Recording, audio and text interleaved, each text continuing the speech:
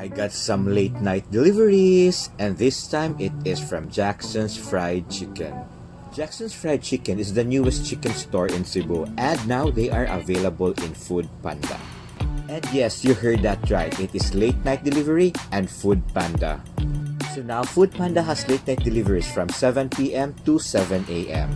And that is not only the good news. If ever you use the promo code PANDA77, that's PANDA 77, you will get a 77 pesos off from 7 p.m. to 7 a.m.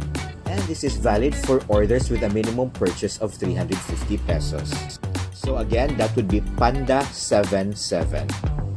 And Jackson's Fried Chicken being just new here in Cebu, I think they will be one of my favorites chicken now.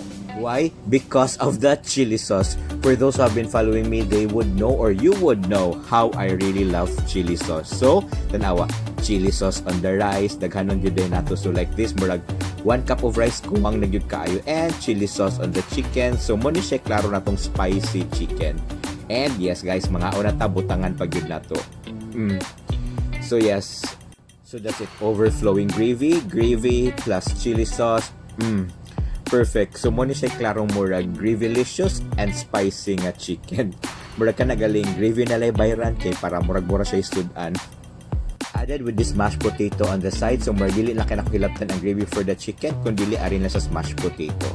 And anyways, you can have this 2-piece spicy chicken for 212 pesos and it comes with a drink too.